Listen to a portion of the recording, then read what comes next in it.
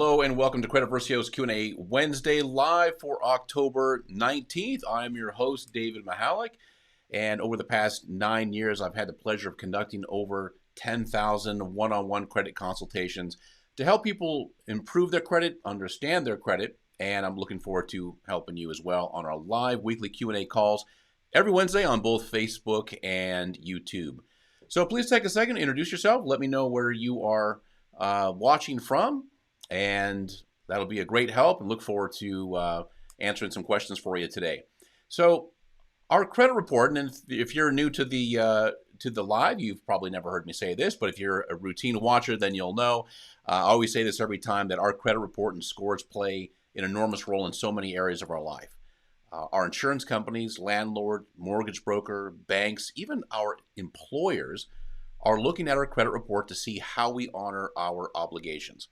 Having great credit is mandatory because credit reports have become character reports. They've become our adult report cards, and they tell the story of what we do when people trust us with credit. That's a pretty convicting thing. It's a reason why we do these live Q&A sessions every week. Okay, so during today's live broadcast, feel free to post your questions about your credit report, credit scores, the repair process, or if you have questions about how to use Credit Versio, I'm happy to answer those questions for you. So we're starting off the bat already with a question from Shanna. And let me put this up on the screen here. Yeah, I know we're getting some problems with the internet feed. Hold on one second here. All right, I'm not sure if that's going to help. I switched over from our land line to Wi-Fi. And my apologies if it's getting a little dodgy today. I think we've got some internet problems. Okay, so Shanna, just bear with me if you can. Hopefully it'll clear up here. I've already submitted my disputes a month ago. I had a couple of accounts deleted and only 2 inquiries removed. I don't know if I should do another dispute and wanted to know your thoughts. I have the bankruptcy in my report also, so majority of everything was included in Chapter 7 bankruptcy. Shanna, great question. Okay, yes, absolutely. So first question is, are you using Credit Versio? Ah, boy, it looks like we've got a really, really bad connection. Anybody else having a problem with the connection? Just let me know. Give me a yes or something like that.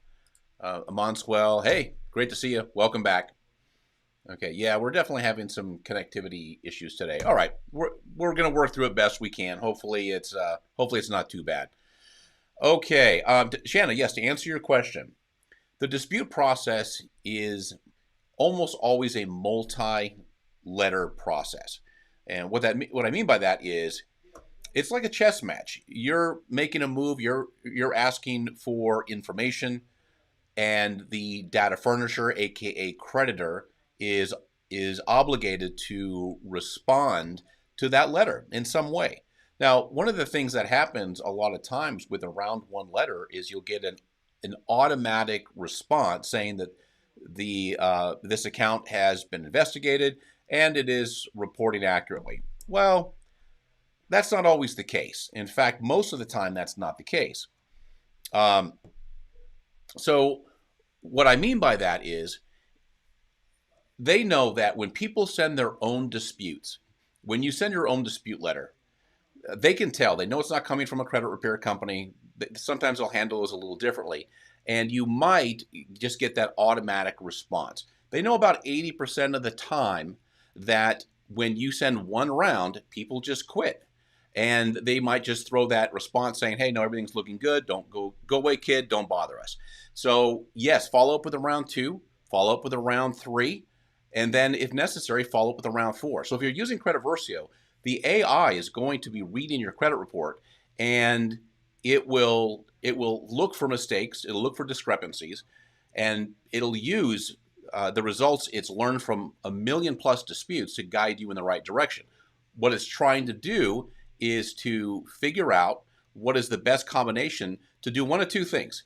Either the account is going to be verified as reporting accurately, in which case it will stay, so you're no worse off than what you were, or number 2, if the data furnisher is not able to verify the information, or if they just are not in the habit of responding to disputes, sometimes you'll get a deletion or a correction. So yes, Shannon, to answer your question, you definitely want to move forward with a round 2 dispute. Okay, Arianel, I hope I'm getting that right. Welcome, good to see you. Ariane, hey, welcome, good to see you. Let's see, Suzanne, this made my credit worse. Disputing something legitimately not mine, showing 5 years ago using their letter, and it re-aged. Re-aging is not possible. John and I have talked about that many times. The age, what's called the DOFD, date of first default, is hard-coded in the Metro 2. What you're probably looking at, Suzanne, is date of last activity or date last reported. That's not re-aging. That's just a consumer trade or consumer line on a credit report. So it did not re-age it. That is actually impossible. In fact, I can't tell you how many letters or articles that John and I both have written about that. Okay, re-age and put current past due, dropping my scores a lot. I've submitted 4 disputes and worse each time. Also, no inquiries removed on credit reports, waste of money, and cancel. Okay, so there's a lot of confusion when it comes to the dispute process. First of all, there's no provision in the law anywhere for accurate and verifiable information to be disputed.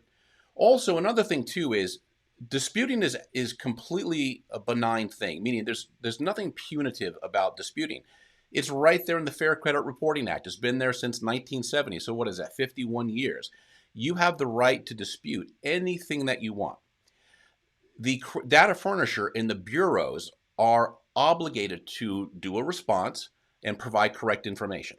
Now, if that correct information was worse, happens on occasion, then correct information is being provided. So one of the reasons why both John and I, and John is the gentleman I bring on with me who was formerly with FICO and Equifax, the reason why we talk about paying attention to what you dispute is sometimes you don't want to dispute old accounts. If you have an old account, maybe it's an old credit card, you've got some late payment history, and that account gets deleted, okay, so you got a negative account deleted, but you might have lost some of the history on the account. But disputing itself, there's nothing punitive about it, doesn't lower credit scores. Your credit scores are 100% based on you, your actions, and how you manage credit. This is Credit 101. And Shanna, good, yes, so you are using Credit Versio. Very good. Let's see. ML Kilgore, answer your question. Can a credit report a charge-off every month on someone's credit report? Okay, can a credit report a charge-off every month on someone's credit report? So, ML Kilgore, the answer to that question is you're probably misreading it. Let me explain what you're probably saying. So when you have a charge-off, that's a closed account. It's a dead status. So just like I mentioned a second ago, you got what's called your DOFD, that's date of last default or delinquency. People say it both ways. That's that 30-day late payment that led to a 60, a 90, a 120, maybe a 120, and then charge off. It's called collection charge off. That's the official status. Now from there, that account is dead. Nothing new is being reported. What happens a lot of time is it's part of the law. This is under Metro 2, where data furnishers have to just update that information. What I mean by update is they have to say something like, yeah, this is still a charge-off. Next month, yeah, this is still a charge-off. Next month, yeah, this is still a charge-off. So where people are seeing that, and ML Kilgore, correct me if I'm wrong, but if you're looking at your credit report, what people see in that 24-month history right at the very bottom is they're seeing, okay, 30-day, 90-day, or whatever. And then you see CO. Okay, that's collection charge-off. So CO. And then every month you'll see CO. That doesn't mean that they're adding the charge-off or collection to your credit report every month. All that means is the data furnisher is just updating the tape to the bureaus, letting them know it's still a charge-off. It doesn't mean it's getting worse. It's not re-aging. Okay, remember the DOFD, the date of first default, that 30-day late, that's when that 7 years begins. That's what FICO and Vantage see when they're determining how old is this charge-off collection. So when you go 7 years from that date, that's when it drops off. Also, when it gets older, 24, 36 months, well, 12 to 24 months, you're going to see that that collection charge-off has less and less impact on your score. So don't worry, don't stress out. It's not being reported every month as a new charge-off. Okay, Shanna, next question. Can I submit a letter to the credit card company to remove a inquiry if I didn't authorize it? And do you all have those? So Shanna, you're best going with the bureaus, and here's why. The bureaus are ultimately responsible for the data on your credit report. And when you dispute with the bureaus, that dispute goes to the credit card company. So what happens is the credit card company, if you say, hey, I didn't authorize this, if the credit card company doesn't come back with, no, Shanna, we know it's you, which is probably not going to happen if you didn't authorize it. But let's just say they don't. Let's say they don't respond. Then what happens is the bureaus can take it upon themselves to delete the account. So this is why you want to do bureau-based disputes.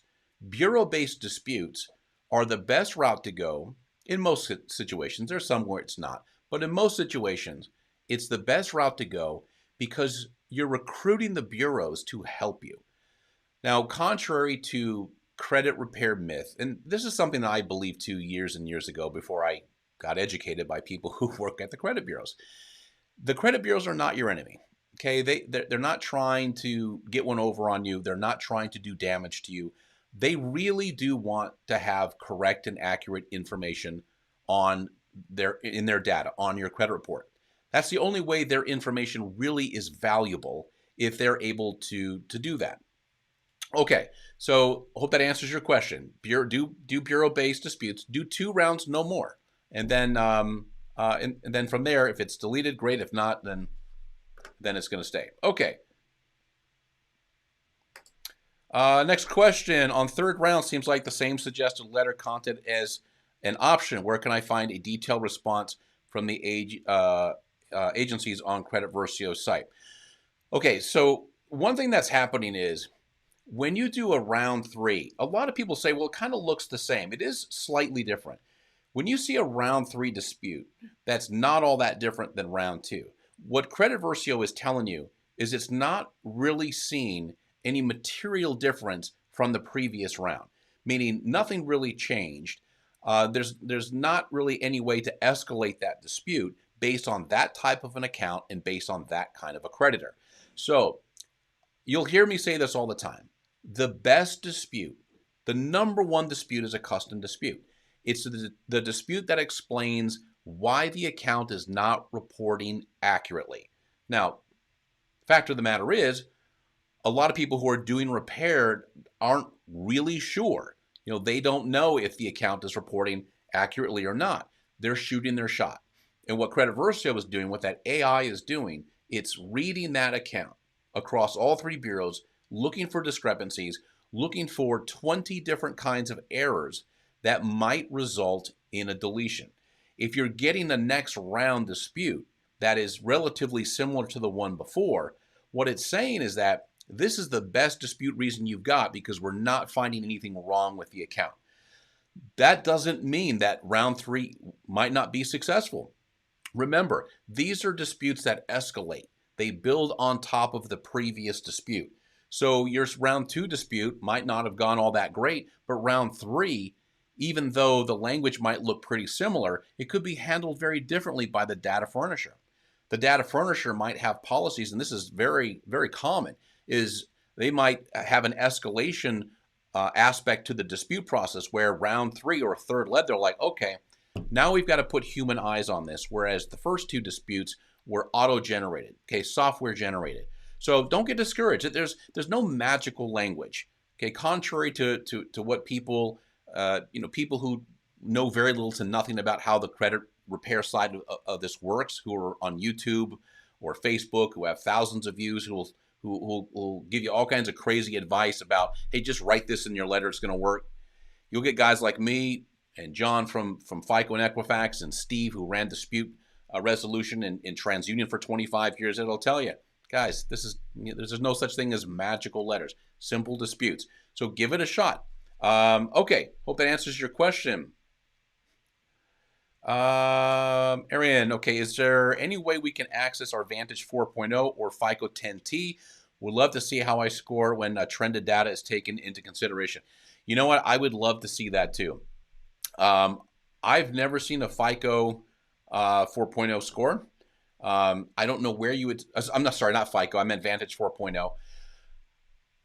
Because a model is available, it doesn't necessarily mean that it's being implemented. Like, for example, I've never seen a FICO 9 score or a FICO 9 credit report that's been assessed by FICO 9. FICO 9's been out for, I want to say, 3 years, maybe 4 years.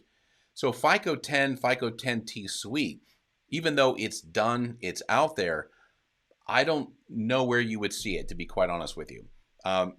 If you go to VantageScore.com, maybe you might be able to see a 4.0 there. If you go to MyFICO.com, that's the only place I can think of where you might see a 10 and a 10T. But I don't know that it's there. It's a really great question. That's something I'll look into to see if it's at MyFICO.com. But yeah, I wish I had a solid answer for you, but that's a great question.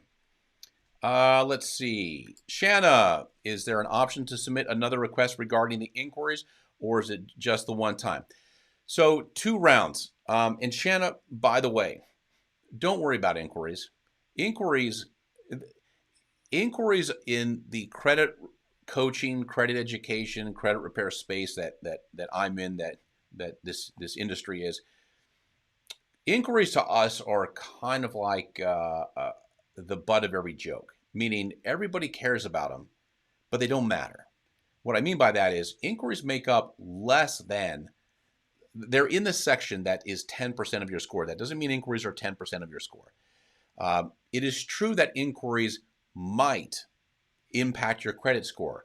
It is not true to say that inquiries always impact your credit score. No version of FICO cares about inquiries after 12 months, doesn't even look at them. Even though cosmetically they're there on your credit report for 24 months, they play no role in your credit score at all, if they ever did.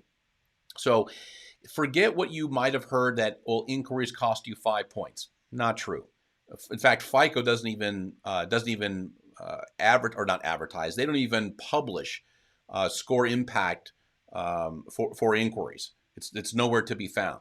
So when you see people say, well, an inquiry is worth this. No, it's not. Where? Tell me where it is. As a certified FICO instructor, I don't even know. So the same thing with Vantage Score. So again, it's true that an inquiry might impact your score, but it's not true that it always will. And if it does, it's very minor. And also too, if you want to know about inquiries, please go to creditversio.com, go to credit coaching. Okay, you'll see home, what does it say? Pricing. You'll see credit coaching, and then right there, just look at inquiries. John's done. John, formerly with FICO and Equifax, has done at least 2 articles and a video on inquiries. There's some stuff in there that I've done on inquiries. So don't worry about it.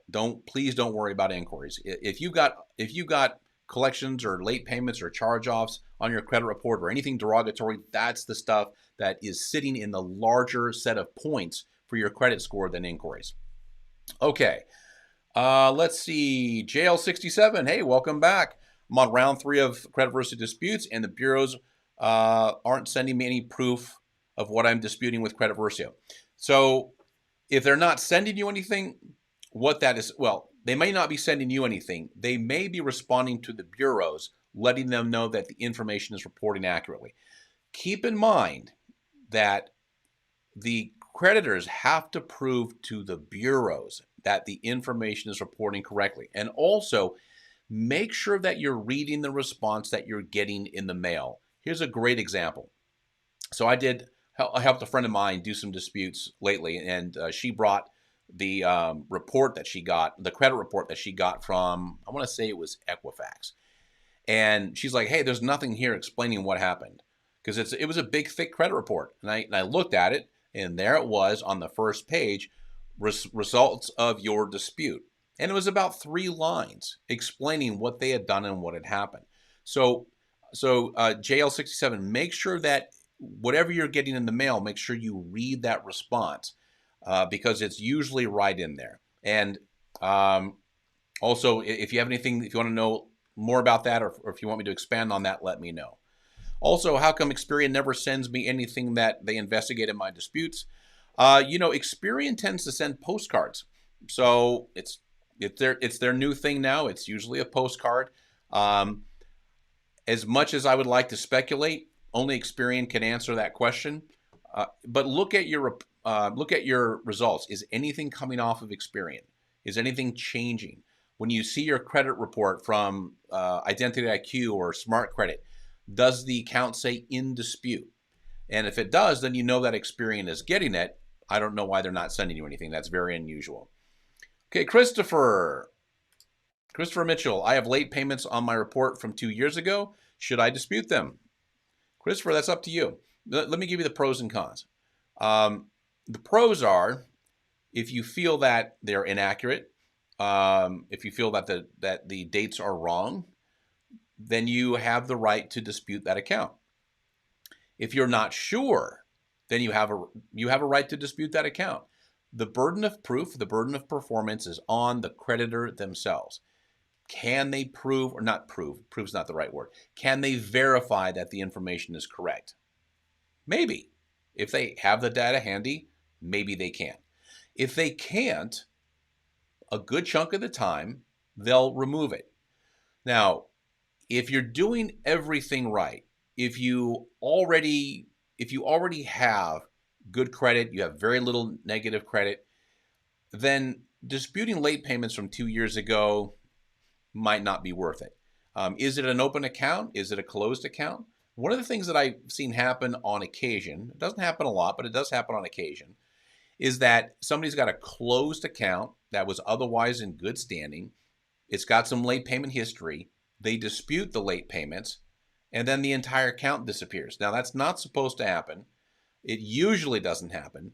But if it's an old account, if you've had this account for 5, 6, 8, 10 years or so, God forbid it's your oldest account, and you dispute it and it's closed and they remove it for whatever reason, that could be pretty detrimental to your score. Okay, you don't want to do that. You might change your the average age of accounts, which is 15% of your score. What's that about? For FICO, that's about 85 points or so. I'm not saying you'd lose all 85. I'm just saying that if you had an account like that disappear, then it could have an impact.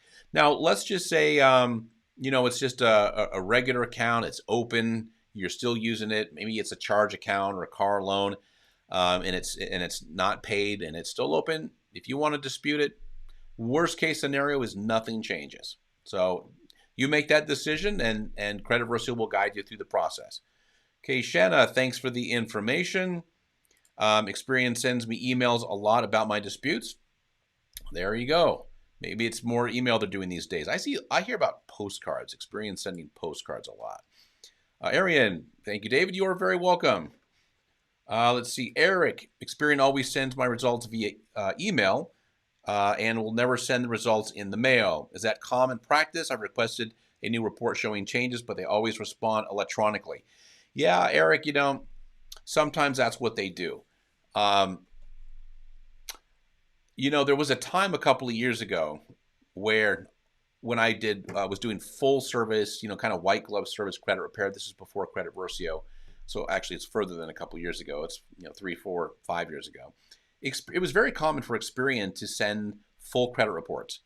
I'm not exactly sure why they're not doing that right now. Maybe it has something to do with the readily availability of your credit report on annualcreditreport.com. You can get a new 3-bureau credit report, no scores, but you can get a new 3-bureau credit report every week. And I think they've extended that until April of 2022.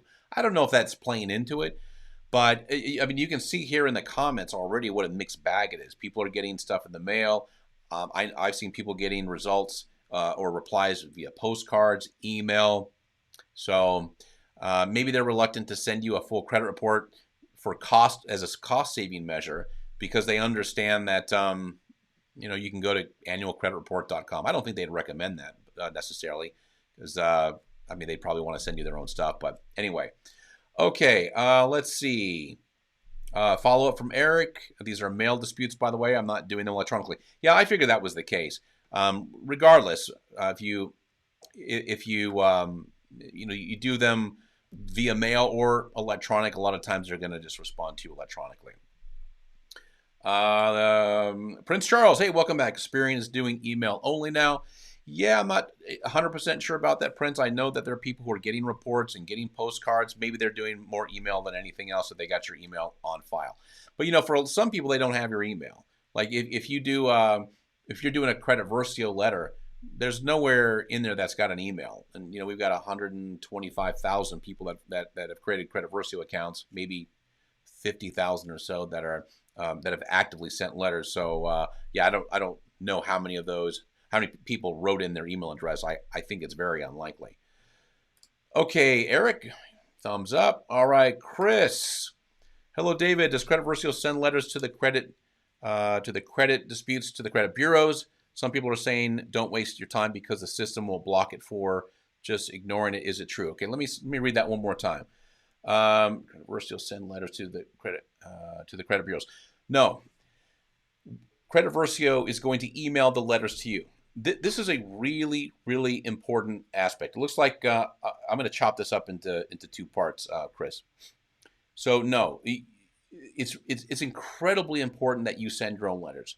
It's part of the Fair Credit Reporting Act. So in the Fair Credit Reporting Act, there's an entire section that explains what data furnishers and bureaus have to do, the function that they have to perform to do what's called a reasonable investigation. The intake, how they have to investigate, how they have to reply, how much time they've got. So it's really spelled out. Now, after they go, pages and pages and pages of explaining what needs to be done, there's what's called Exception G. Now, what Exception G says is that, oh, by the way, if the letters come from a credit repair company, or if they were prepared by a credit repair company or sent on behalf of the client by a credit repair company, you can disregard everything. You can throw them in the trash for all we care.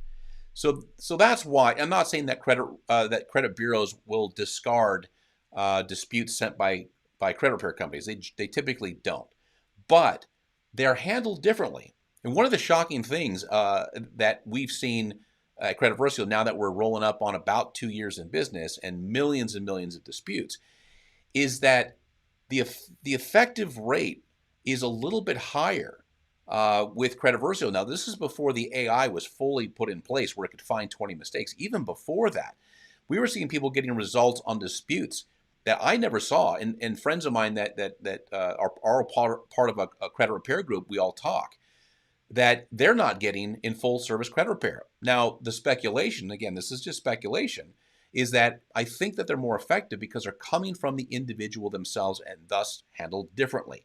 Okay, let's see. So the second part of that question, Chris, some people are saying don't waste your time because the system will block it or just ignore it. Is this true? I had a great conversation with a friend of mine by the name of Steve Rieger. This is several years ago.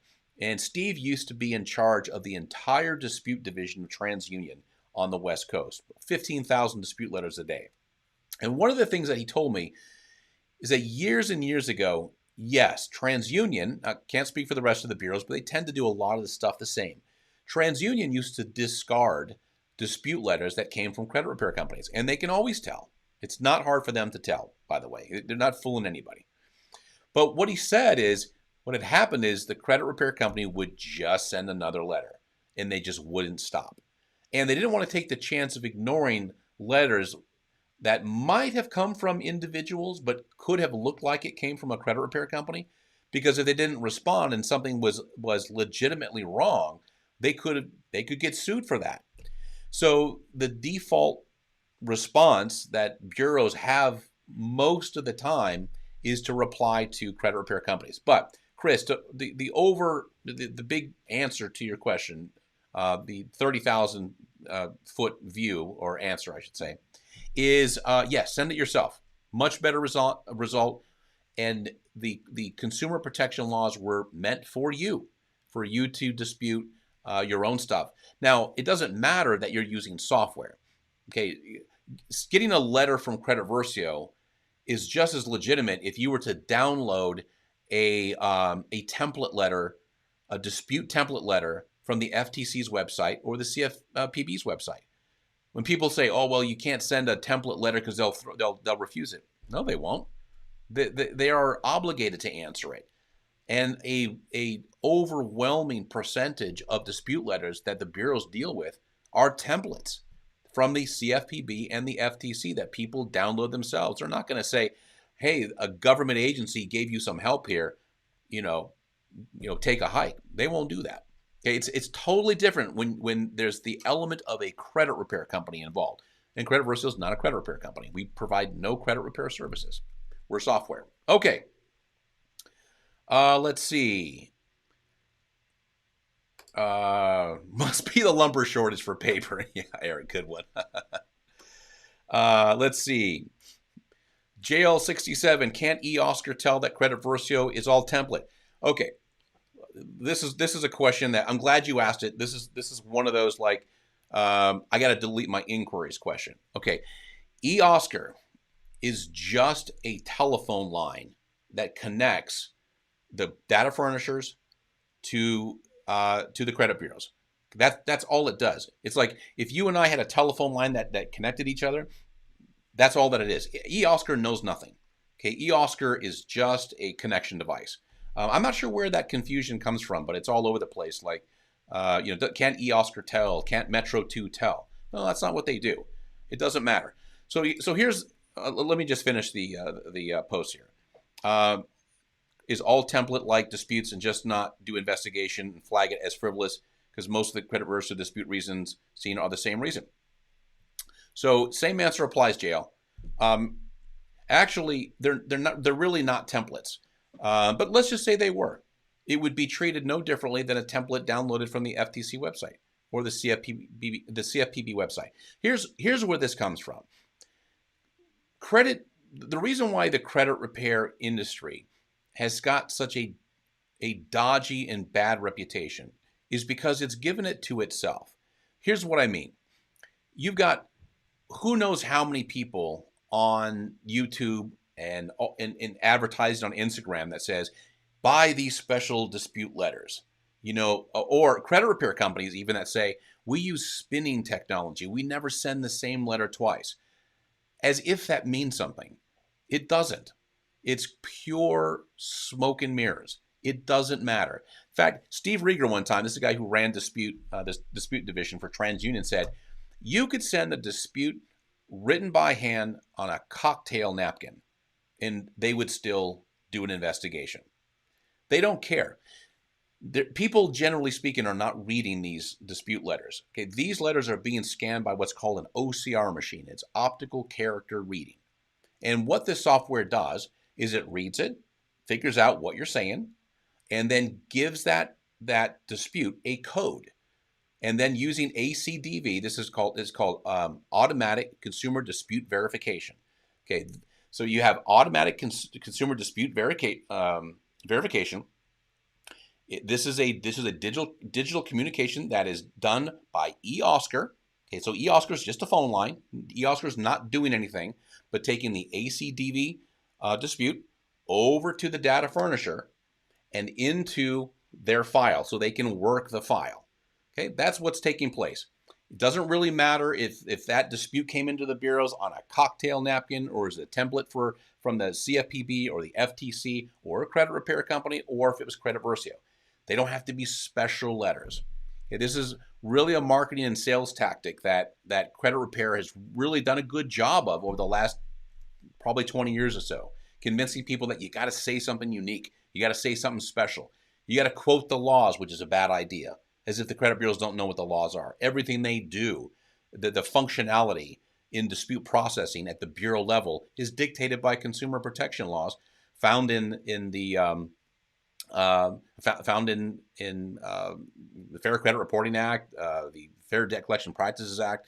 So they do follow the law. It's dictated by law. Okay, let's see. Metro 2 is code that eOscar uses, right? Not really. Metro 2 is the language that is used. So think of your credit report as just fields. Okay, fields of data. Okay, this is where an account number goes. This is where a name goes. This is where payment history goes. This is where the status goes. Those are all Metro 2 fields. And so that information has got to go from the data furnishers to the credit bureaus. Okay, so how does it do that? Well, it does it over eOscar, and it communicates the information over to the credit bureaus. So Metro 2 is actually the language. It's the coding that is used to communicate back and forth. And Metro 2 is relatively new. I think 2018. Metro 1 has been retired, so it's all Metro 2 now. Okay. Let's see. How can we find out which data furnisher is housing our public records? JL, it's always going to be with LexisNexis and SageStream. They are regarded as data furnishers. So it's probably going to be there. So the way that LexisNexis works, I'm not as familiar with SageStream, but LexisNexis sends in interns into the courthouses, and that's where they gather data. Public records, and there's only one public record that shows up on credit reports, and that's a bankruptcy. It used to be tax liens, it used to be judgments, but when they put in Metro 2, there's some other changes that took place, and that was one of them. They eliminated they eliminated tax liens and judgments from being reporting. So what they do is they send these attorneys, these kids, into the courthouses to gather data. And that's how it gets into LexisNexis. I imagine SageStream is probably the same. I could be wrong. And public records, specifically bankruptcy, is the only type of information that the bureaus actively go out and get. Everything else is fed into the bureaus. They actually go out and get this information from LexisNexis and SageStream. Okay, DDA. Is it true that if you dispute an account and it doesn't come off, you'll have to use a different reason for the next dispute? Maybe. Credit Versio will do that. It'll change up reasons as it finds errors. Round one is going to use the highest probability of success based on that type of an account. It's going to be looking for errors. Round two is going to be a follow-up to round one, saying, hey, I just disagree with the outcome. This is assuming that you didn't get a response, which a lot of people don't. That's the way a lot of data furnishers handle round one disputes, is they just blow you off. Happens a lot. Round three, when it does a new search or a new scan of your credit report, it's going to see if anything changed. And if it found a new error or one of those new 20 different disputable cases, it'll base that dispute reason off of that. Now, if it doesn't find anything, it just goes to the statistically next highest probability of dispute language, and it'll use that dispute for you, or it'll select that as a dispute for you. So sometimes it'll be a different dispute, sometimes it'll be a slight variation. Hope that answers your question. JL67, is LexisNexis and SageStream combined now? Because when I requested my consumer report with them, it shows the same site as LexisNexis. Yeah, I think they're the same company now. I'm not exactly sure the details, but I've heard that several times. I'm assuming that's the case. They probably did a merge. Let's see. TransUnion uses LCI for their public records. I'm not, okay. That might be the case. I know when I've had conversations with Steve Rieger, formerly of TransUnion, I know that he was telling me that LexisNexis was their source. Maybe something changed. Okay, JL, I pulled LexisNexis and it doesn't show my public record. Interesting. And it's on your credit report. Is that the case?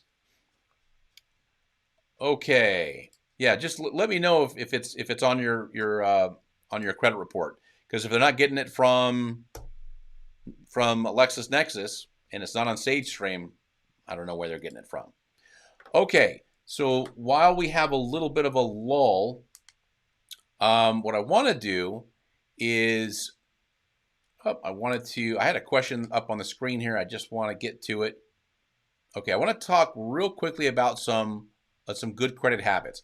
So one of the conversations I've gotten in lately And when I say conversations, really talking about what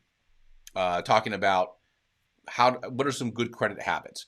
And every week there's always a theme that I pick out that is one that comes up quite frequently. So let me put a comma there. Yes, it's on your report, and it's not on LexisNexis. Interesting. So what I would do is ask the bureaus how they were able to verify, and they'll let you know. Now, is this from Experian, Equifax, TransUnion, or is it on all three bureaus? And how are they responding? Are they letting you know where they got the information from? Okay, so getting back to a good credit habit, one of the things that I see a lot on credit reports is when people have credit cards, car payment, and they have a 30-day late payment, just kind of scattered throughout their payment history.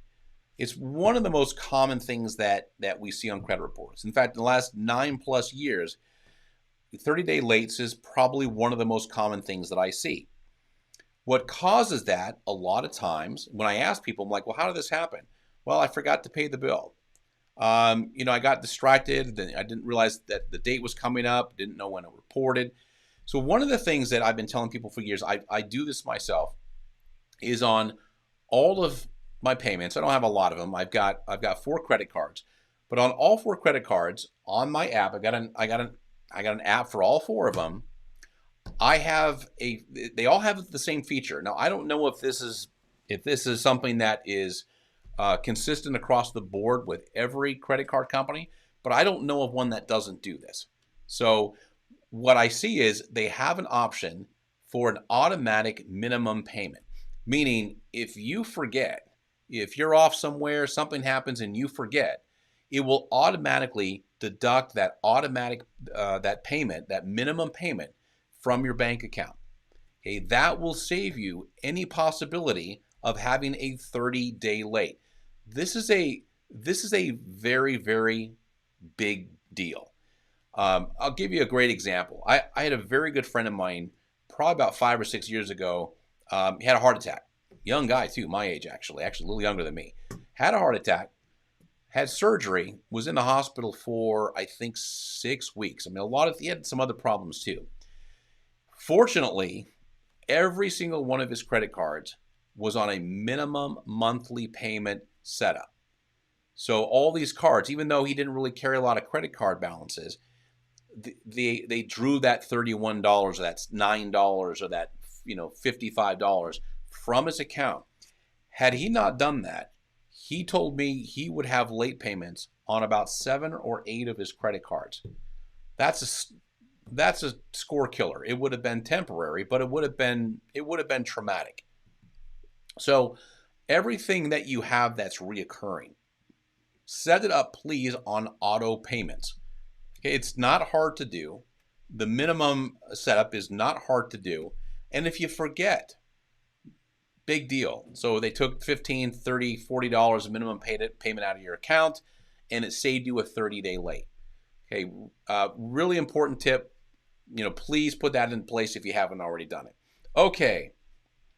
TransUnion Experian only, and they just responded back as verified with data furnisher. Then you know what I would do? Send them a next letter, say, how did you verify it? Please show me.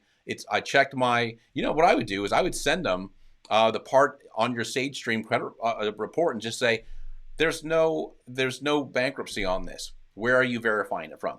By the way, why don't they disclose which data furnisher? Yeah, they don't have to do that. The conversations that they have with data furnishers to some degree is relatively private and secure. I don't know of any provision in the law where they have to disclose to you how they verified it, but you can certainly ask them. And I would say, hey, listen, I got my SageStream credit report and the bankruptcy is not on it. Where are you getting your source from? So this is where custom reasons and JL67, I'm not sure if you were on this live from the very beginning, but in the first maybe 10 or 15 minutes of it, one of the things that I had said is that the best dispute reason is always going to be a custom reason explaining why you think the information is not correct. Now, be careful not to drive yourself into this technicality loop. What I mean by that is, did you file bankruptcy? And if the answer is yes, and if it's reporting correctly on your credit report, then it's going to stay. I mean, there's really nothing you can do to remove that. So musical chairs with, well, how did you verify it? Okay, so they're going to come back and tell you how they verified it. But it's not necessarily a reason for them to remove it from the credit report just because they didn't tell you where they got it from. Bankruptcies are not things that typically come off of credit reports because it's the one type of account that the bureaus proactively go out and verify and collect themselves. It's not like you're relying on maybe a data furnisher or a collection company that just doesn't respond, doesn't have the data, or whatever the case may be, and the account gets deleted. In the tens and tens of thousands of credit reports that I've looked at and consultations that I've done, I don't know that I've seen bankruptcies get deleted from more than one credit bureau, maybe two. But to get it deleted from all three, it doesn't really happen that often. Just because it's one of those things that bureaus are able to verify through third party, and they do it proactively. Okay, but please, I mean, if you, JL, if you think the information is wrong, the dates are wrong, or maybe they're off by years. Who knows what the situation is? I mean, by all means, write a custom dispute and say, hey, I don't see where you're getting this bankruptcy information from. I checked SageStream. I checked LexisNexis. LCI, if that's who they're using, and I don't see that information there. Okay. Let's see. Any other questions? So we're coming up on 50 minutes. Any other questions I can answer for you? And I think there was one more.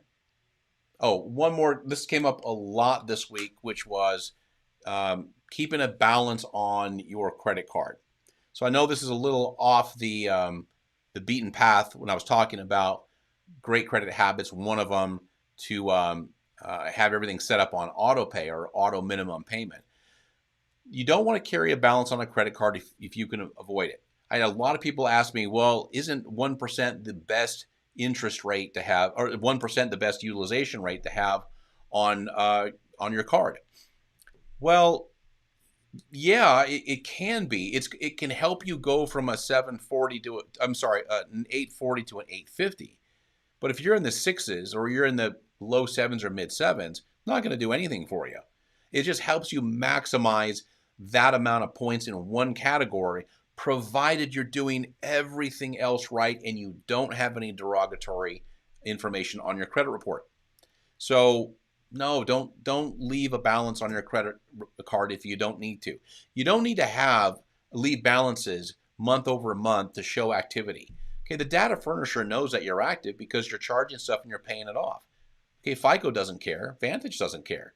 If you have zero balances, that's perfectly fine. That's the highest probability or highest possibility of increasing your credit score is to have no balance at all.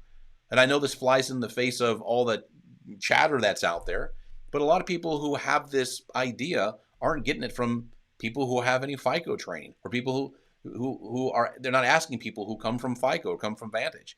It's just stuff. It's just myth that keeps getting perpetuated. Okay, let's see.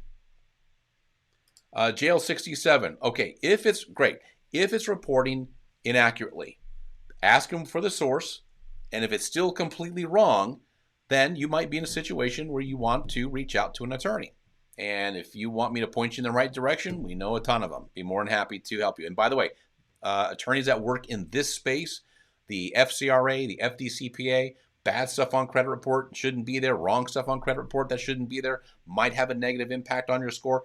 These guys don't charge anything. Okay, it's all pro bono stuff. Okay, the reason for that is because the penalties and the fees, the settlements that they might get are already established by law. So they can look at your situation and go, yeah, that's a settlement. We're not going to charge you. You might get $1,000 or so, whatever the predetermined limit is, and it's a pretty straightforward deal. Okay, wrapping up. Eric, thanks for doing these live streams. You guys are very welcome. This really is my favorite part of the day. I love coming in here and talking about credit. And if you're watching this as a restream or a replay, if you have questions, please post them. I come back to these. I get notifications when when people post questions. So I'm more than happy to come back and answer them for you. And by the way, if you have questions, you can always email support@creditversio.com. Got a great customer support team here. If you specifically have a question for me, just say, hey, this question's for David, and they'll send it over to me. Thanks for joining me today. Really appreciate it. Next week, we're going to have John Olsheimer back, so we're going to dive into more good credit habits. Okay, thank you so much for joining me today.